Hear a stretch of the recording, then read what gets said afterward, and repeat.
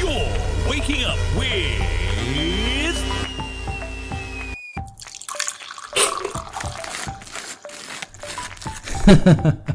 Shivraj Prashad, your host on Good Morning Grammar. This Thursday, we have a theatrical episode from Padmasini, a retail trainer in Bangalore. Hey everyone, welcome to Good Morning Grammar. Today I'm going to share with you the most misused or confused words for its usage, meaning and context in which we use these words.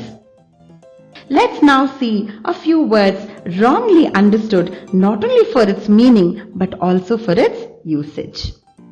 To top my list is the word terrific.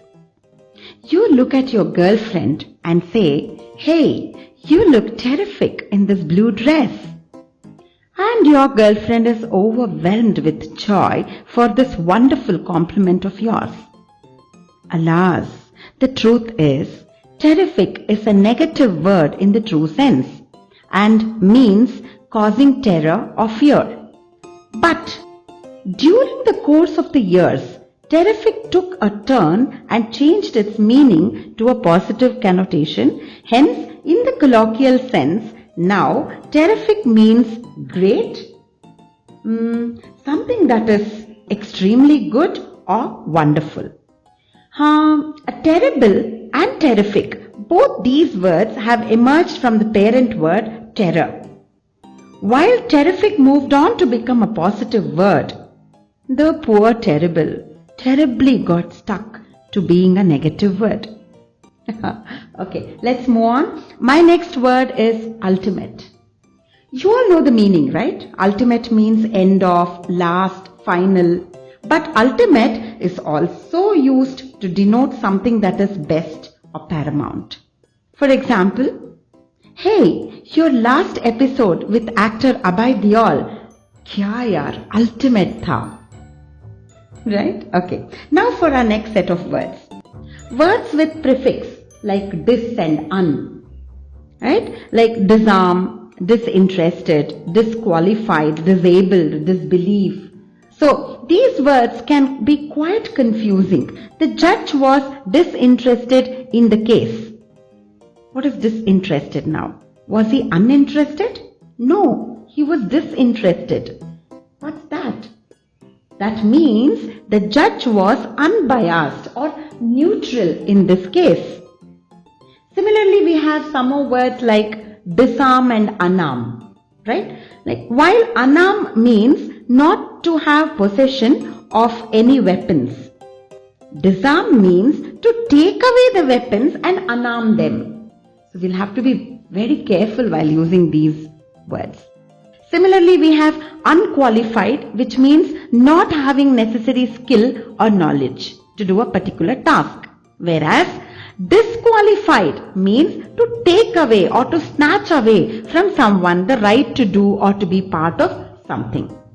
Examples: the judge disqualified the winner after he found that the participant had consumed drugs before the match.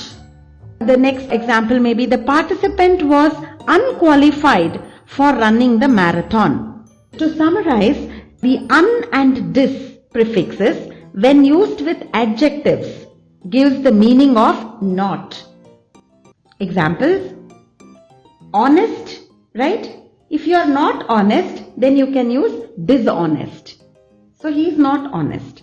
Similarly, happy, unhappy. Comfortable, uncomfortable. So that means you are not comfortable, you are not happy. Similarly, when we use these words with verbs, it gives the opposite meaning.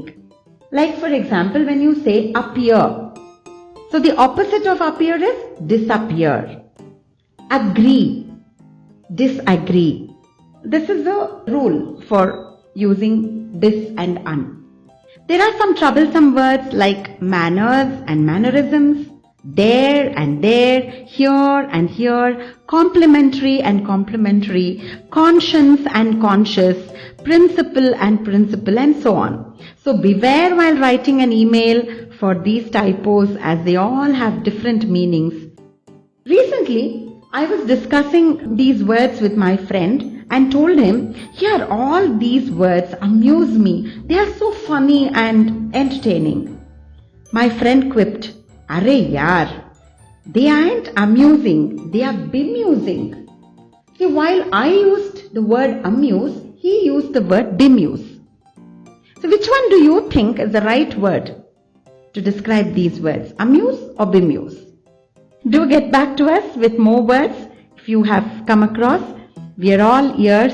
Yes, thanks a ton. This is Padmasini signing off. Bye-bye. I hope what you heard was useful, but we'd love to hear from you as well.